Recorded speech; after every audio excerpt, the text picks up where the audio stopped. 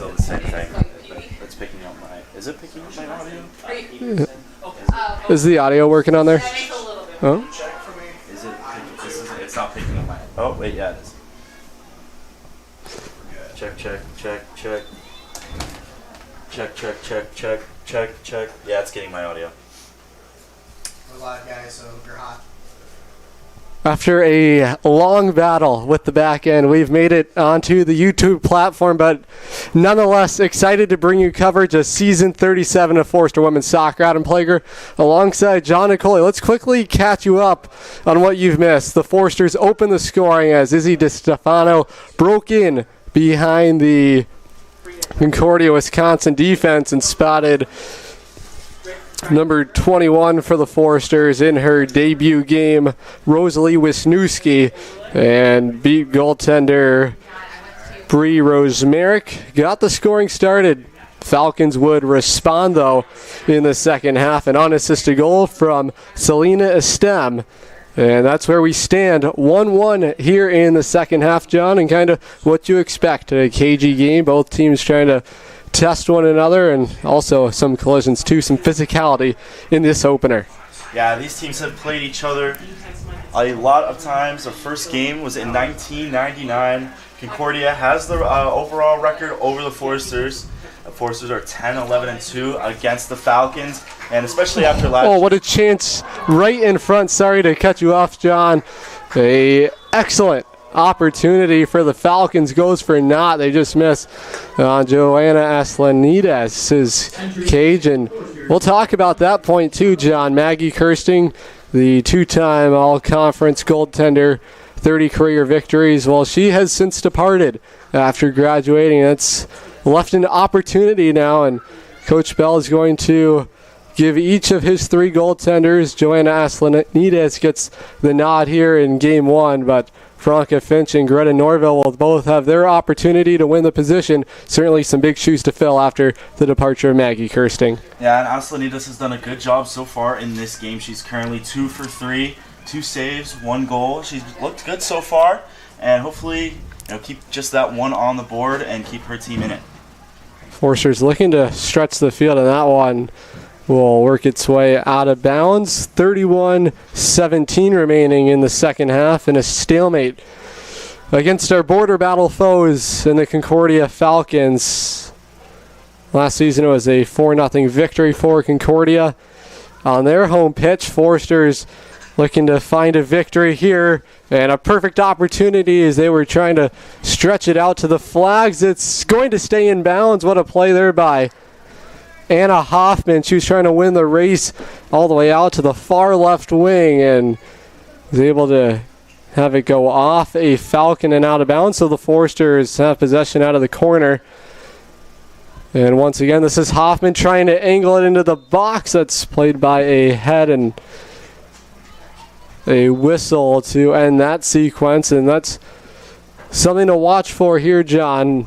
Anna Hoffman, the go-to player last season with 8 goals in her rookie campaign, trying to use her speed to cut through the Falcon defense and attack. She's without her other Anna partner, Anna Grassi, who's certainly trying to battle back from a training camp injury, but when those two share the field together, it's certainly something to watch.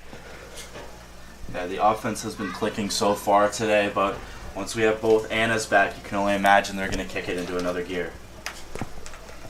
Yeah, they both paced the Forster offense a season ago, combining for 15 goals, both first team All Midwest Conference honorees, and for good reason.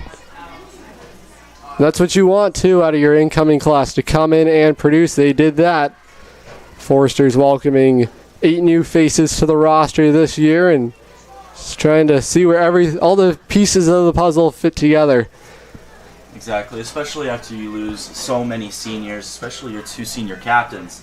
It's big shoes to fill, but I think the Forsters are willing and able to do it. Forsters this season have 3 seniors on the roster after graduating 6 members a season ago. That time it was Teresa Pressberg trying to win a one-on-one battle with Anna Gong. And another quick stoppage. It's been pretty cagey, a lot of whistles, a lot of stoppages, and it's made it difficult for the rhythm of the offense to kind of kick it into gear for either side.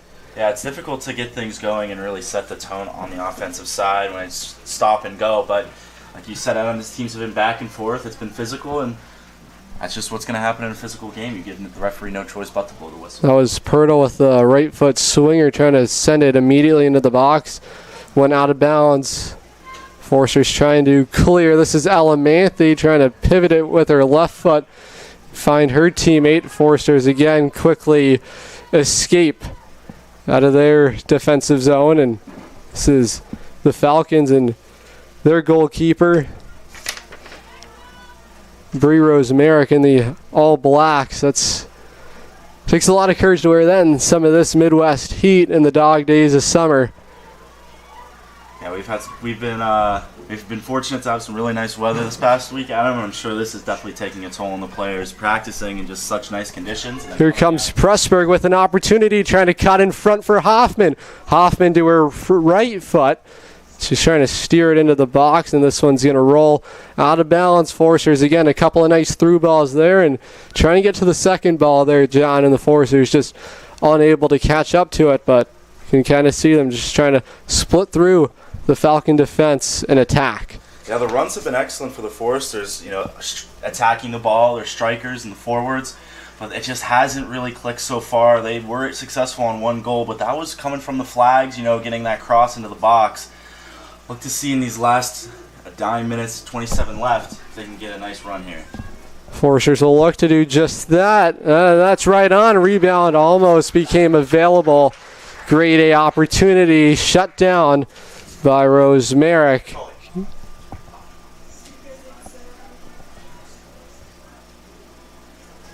Keeps that one a tie game, 1-1.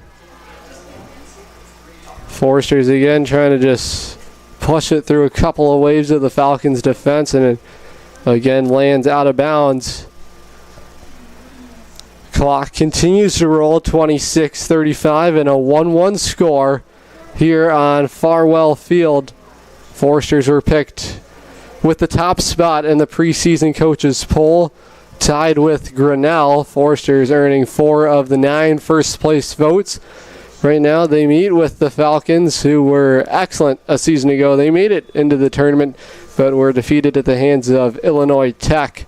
A 17-win season for these Falcons, and a really good non-conference test in a NAC opponent, but this is what it's all about. You want to get to that stage of the season. Always good to get that measuring stick out early and try and figure out the identity of your team and what's going to work, and some adjustments to make throughout the season as conference play looms ahead, but certainly plenty of time between now and then.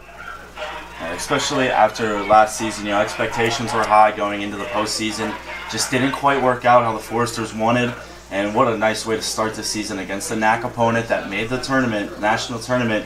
It's a true test, and the Foresters are up to the task so far, with it only being 1-1. These Falcons averaging 2.83 goals a game last fall. Foresters averaged 1.74 goals a game. Both teams kind of playing to that narrative here this afternoon. Foresters looking to find their game offensively after the well dried up a little bit in a disappointing way to end last season, but Foresters have brought in some reinforcements kind of all throughout this lineup. T.R. Bell and his scouting team as they prepare for another season. Handled in the backfield as the Foresters again just trying to do whatever it takes to clear the ball out of harm's way. This is a throw-in for Concordia, and handling now is Alamanthe. Manthe over midfield and almost tangled up with Pirtle. Foresters continue possession. Almost into the box, and now they wiggle their way in. A shot opportunity shut down by Rosemerick. Another close call as the Foresters again find that through ball, and they have layers of coverage there to make a point blank try on the net of Bree Rosemerick. Great run there by the senior, Manthe. She's able to dribble past the defender, little give and go with her teammate, and gets a nice shot on net. It just does not go. But the Foresters need to keep pressing the issue, get the ball upfield, look for those through balls, get those forwards to run, and something good will come of it. Just got to keep attacking. Foresters with possession into the midfield, and a nice outlet pass as the Foresters in stride. They're trying to spot Covarrubias. That one just misses. Nepa in a one-on-one battle, engaged with 22. Autumn Snow. That one was broken up as the Foresters again just trying to find a couple of gaps in the Falcon defense. That was Covarrubias trying to make that latest play. So this will be a kick in for the Falcons, spotted by 19. That's Onagong. And now it's Hoffman in a foot race. She wins it over midfield again, trying to send another through ball. Foresters into a foot race, one-on-one down the field and shooting. Oh my, what a stop by Rosemerick. Comes out aggressive and shuts that one down. The Foresters just inches away from taking a 2-1 lead. MLK is able to just run with that ball. She gets it, and it's an excellent shot on goal, but it was just a great save. And just coming out up the box, making a great save by Rosemerick, keeping the score 1-1. I'll credit that to Bree Rosemerick. Clutch stop for her. Foresters again on the outlet. A lead pass. Lauren Covarrubias, the sophomore now. Out wide down the flag. Now breaks towards the center of the box. Drops it off for Manthe. Manthe trying to find a shooting position. And that one goes wide to the left of Rosemerick. Foresters right now countering. And a couple of close strikes in front of Rosemerick's cage. It's a good effort there by Covarrubias. She's able to go down the near side, and she swings it in for Mulcahy. She just tries to bend the ball into that top right corner, just not enough spin on it. Gets it wide, but the Foresters are attacking, and the Falcons' defense so far is up to the task. Yeah, they've answered on a couple of threatening occasions. The Foresters were able to kind of barge their way in. And again, they're trying to win the race to the flags and then quickly converge. And that was their go-to player, Anna Hoffman. Again, trying to be that straw to stir this drink for the Foresters. Foresters, they picked this one off, and here comes Pressburg, and it looked like she might have taken like a knee, like knee to knee maybe. I'm trying to see if that's a 1 or a 2 on the back of that jersey. And that one stopped by Rosemerick. Rebound opportunity in front for Covarrubias. And again, the Foresters just inches away from cashing in. Great opportunity. Just moments earlier, then it was Covarrubias who got to the backside and uncontested would have had an opportunity, but the ball just never settled, continued to bounce on her, and the Falcons get bailed out there. That Covarrubias had just caught her up high on that left foot. It just couldn't quite get what she wanted on that. But again, like I said, the Foresters are pressing the issue, and the Falcons are matching so far, but Foresters need to that through ball handled by 16. That was Rapp, and Foresters will cut this one down, and that's Lauren Covarrubias for Hoffman. Hoffman now trying to angle a pass for Ella Manthe, and this is broken up by 15, Anna Roskoff. Oh, there's another collision. Again, it's been a physical affair this afternoon in this matinee matchup between the Foresters and Falcons. A couple of collisions. We saw Mulcahy involved in a couple earlier. Good to see that she's all right. But some scary moments early in this season for both sides. This is Greta Gerard. Gerard, 21 career starts now in her career. She got the start to begin this one on the through ball. The Foresters looking to get out to the flags, and they'll do just that. All the way out on the far wing, and it was Covarrubias who was run into. Oh my, a scary collision, and Covarrubias again on that left wing side almost found the go-ahead goal. Oh my, the Foresters again, they win the race all the way out to the far right wing flag. They win that race. And again, they try and send a cross into the box. And that would have been Lauren Covarrubias looking for the answer.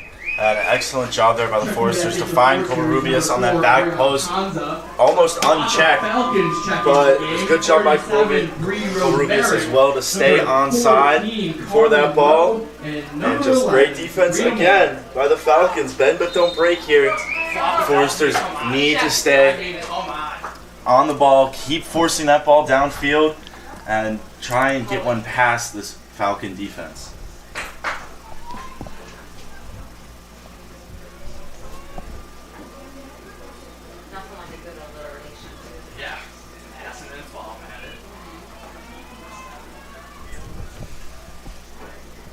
You sound better, John.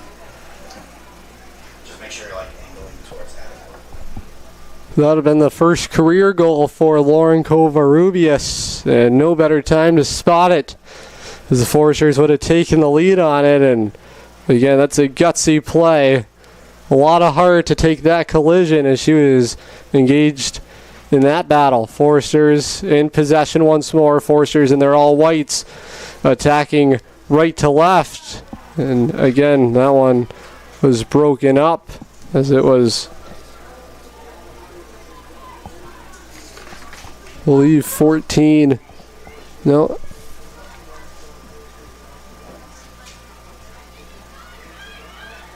Lake Forest again, right through center, all the way across. They spot a pass for Covarrubias. Covarrubias, quick touch pass for Hoffman, back for Covarrubias. And this one is cleared by Maddie Pirtle, and that's out of bounds. Mulcahy on the throw-in. Spots Pressburg. Pressburg again trying to send a through ball to the right side and comes right back across for Covarrubias, who will watch that one roll out of bounds. Foresters will have it on a throw-in on the left wing side. Covarrubias will look to spot it, looking for Pressburg. It was just over her head, trying to track this one down as Caitlin Mulcahy, and now it's a through ball sent in a foot race won by the Foresters. Excellent work by Ali Nepa to get there in time, as that would have been a outnumbered attack against Lanides. On the breakout, Foresters moving through midfield, right to left on your screens, and that one is another collision. We've seen a number of these, Johns. Both teams not afraid to create some traffic for one another. With the amount of times you played each other and for how long, especially what happened last year, there's going to be some physicality, and I'm sure both teams knew this going in. Yeah, storied battle between these two schools that date back to 1999. Foresters renewing this one with their border battle foes south of the border in Mequon, Wisconsin. Last season it was Concordia who had the upper hand in a big way. 4-0 was the final in that one. A totally changed narrative this afternoon. Forster struck first on Rosalie Wisniewski's first career goal, but that was quickly countered by Selena Eston in the 50th minute of this one.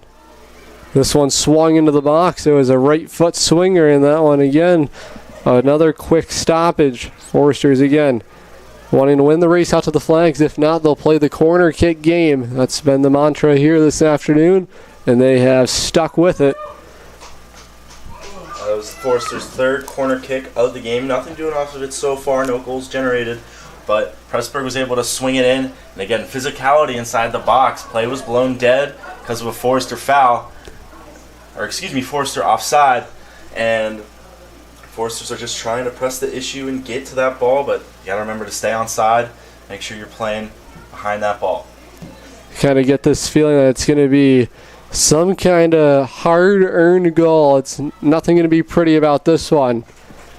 The way that these two sides have matched one another. Hoffman for Covarrubias with her right foot, dishes off for Hoffman. Hoffman, the sophomore from Iowa, led the team with 18 points a season ago. Hoffman Moves from her right to her left. Nifty play by her, and that one was broken up by 19. That was Anna Gong. Quickly moved upfield for Pressburg with the right foot. Pass intended down the field for Izzy DeStefano.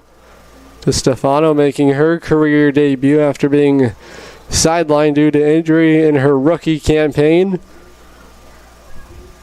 Gets the opportunity in this season's home opener, and Coach T.R. Bell and the coaching staff, a lot of high praise for her entering this season. They expect her to be a key contributor in the class of 2026.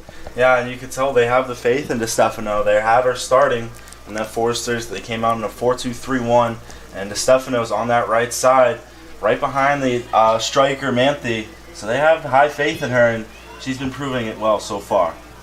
See if she can land her first career goal. Covarrubias has had a couple of close calls. No one's just answered the phone behind her, but we'll see what the Foresters have in store. This is Mulcahy, hinges it back, and the Foresters will look to reset. That was Ariana Ponza, one of the back midfielders there for the Foresters. That pass almost broken up. Foresters do a good job to stay with it on the through ball, and that's going to roll out of bounds. And again, same target. They're looking for the red flags out wide.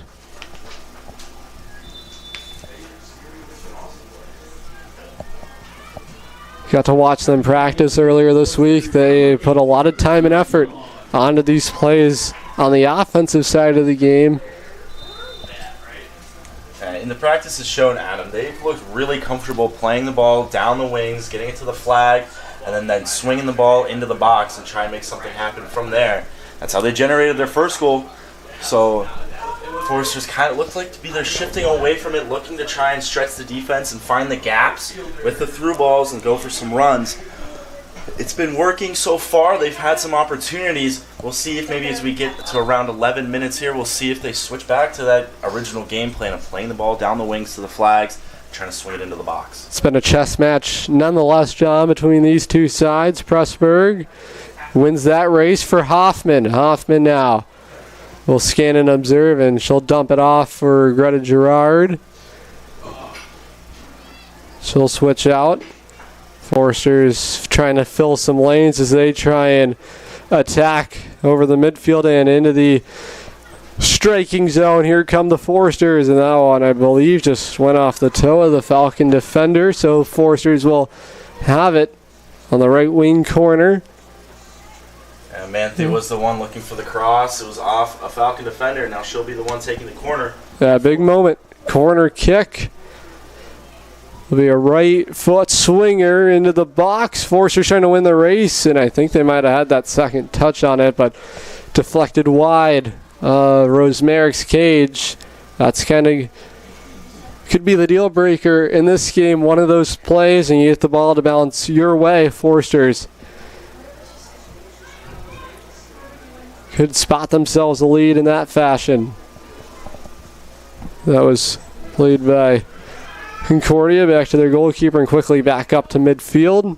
Falcons now with a through ball of their own, and it's going to be Aslanidez who will track that down and scoop it up before any problems occur in front of her box. Your goalkeeper's kind of got to be the captain on the field. Settle your team down and also let them know that you got their back so that they can make some aggressive plays up ahead. Try and spot a lead. We'll see how the Foresters game plan here in the final 10 to go. The game plan is definitely going to rely hard on Aslanidez. Just going out there and listening to the game, you can hear the goalkeepers talking the entire time, no matter what, if the ball's on offense or defense. She's talking the entire time, the anchor of this team, and they're going to rely on her to make some saves, and she's going to rely on her teammates to make some plays on the offensive side as well. That's why the departure of Maggie Kirsting, it has so many implications, not just her abilities in the net, but have to be a true leader, have eyes of the entire field, and certainly can feed energy to your entire unit. Tall task. See who can win this job out of the non-conference section of the schedule. nonetheless, a lot of opportunities throughout this lineup. This is some roster competition too. Always a good thing though, John. Foresters have it. Oh, and offsides there. Yep, saw that immediately as the flag was waved there. The Foresters, the ball was bouncing around there, and it looked like Mulcahy just got caught offsides by a foot. She was trying to get back on and just did not get there in time. It's a tough one, but looks like the Foresters might be getting the ball right back. A one sent out of bounds, and back in the game for Foresters, number 3, Ashley Bernesser. Bernesser subs back into this game. She'll return. One of the 3 seniors for the Foresters is Ashley Bernesser. This is Covarrubias, the pink cleats. Spots a pass looking for Ashley Bernesser, and it's one back by Concordia, and a nice shutdown there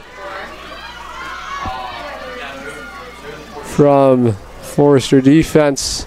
And here comes Covarrubias trying to spot an opportunity for Mulcahy, and that one just goes out of bounds. Foresters again trying to win that race out to the flags. That latest opportunity for her defensively was made by Rosalie Wisniewski. She expects to have a key role this season. That's 21 in the white and red for the Foresters. In her first season has a goal already, and an excellent play defensively to shut down the Falcon attack.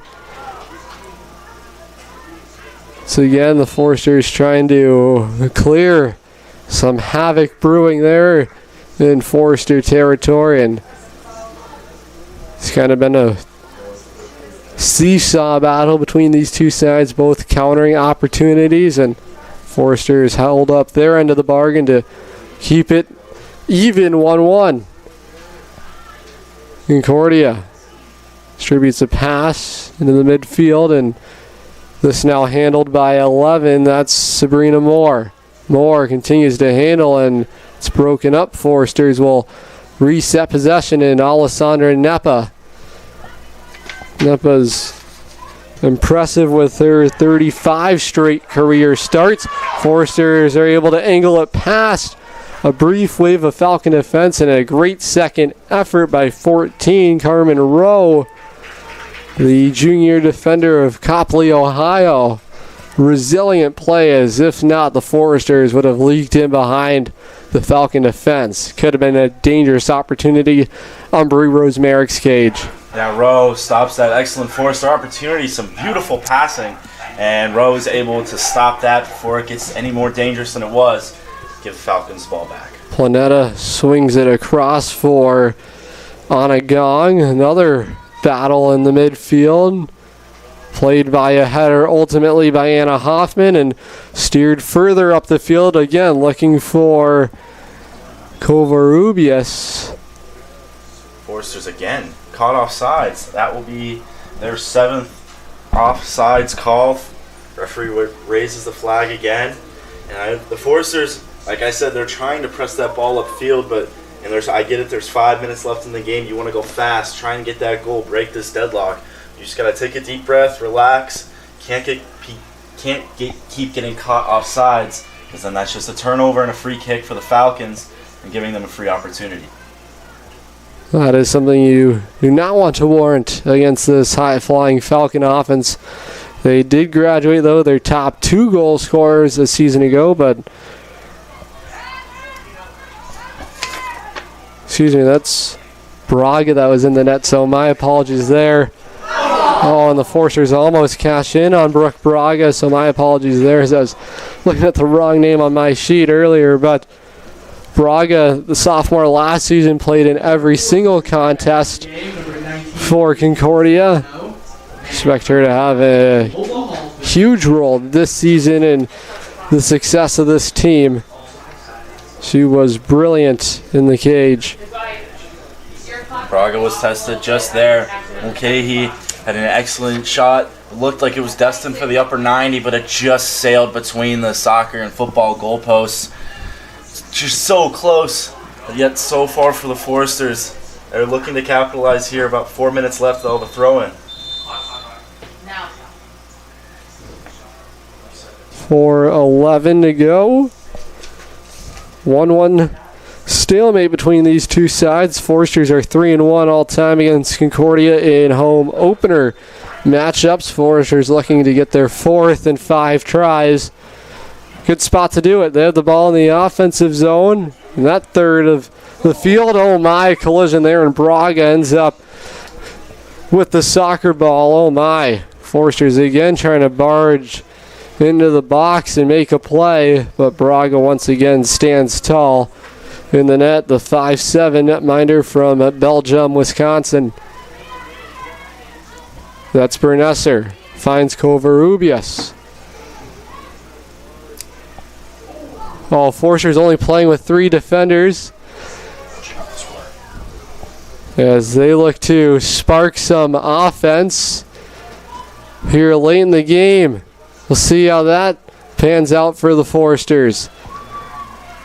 Oh my, that's Wisniewski, who does a good job to get back and make that play. Now Nepa for Covarrubias. She'll try and hinge it back. Wisniewski will try and wind it up. Under 3:05 to go now, and a 1-1 stalemate. Foresters trying to break the deadlock. Final 3 to go in the Forest. Hang on, buckle up your seatbelts. It's going to be a fun ride to the finish line here, John. Just what you want in this season opener. Yeah, and Falcons are going to get an excellent opportunity here. Looked to be a handball on Anna Hoffman. It just caught her up high and hit her in the arm, but that's a handball nonetheless. So an excellent opportunity and striking distance here for Anna Roskoff as she looks to possibly swing it into the box here and go for an excellent opportunity. Roskoff swings it into the box. Oh my, that's playable. Oh, I think that went off the uprights of the field goal. Close call there. Roskoff, the Hartford, Wisconsin native, oh so close to drawing that up perfectly with her teammate. Looked to be Selena Eston there. She came screaming in from the top of the box, and she got a foot on it, and it just hit the football goalpost, just snuck over. Foresters catch a break there. Foresters catch another break too as they come up with that stop defensively. This is Hoffman up ahead. Foresters looking to break through the midfield, and nice job through the Falcon defense, who's kind of set up a gauntlet through the midfield. They've made it difficult now for the Foresters to counter and pressure. Trying to pressure there was Mulcahy, but unable to do so. It's Covarrubias who's trying to track it down. And another quick counter by Concordia. Both teams trying to trade chances as they look to cash in with a minute 15 to go now in the second half. These games will end in a tie, so there's no overtime to settle this game. It's now or never. Foresters trying to come up with a victory in game 1, but this is the Falcons trying to send a through ball, and that one was shut down once again by Wisniewski. Foresters on the through ball opportunity for Mulcahy. Oh, once again, this was behind, and here come the Foresters, and I believe they were whistled for offsides, as it was 18, Caitlin Mulcahy. Looks like the Foresters are shifting back to that 4-2-3-1 we saw earlier. They had 3 defenders in the back, now shifting to 4 in the dying minutes of this game.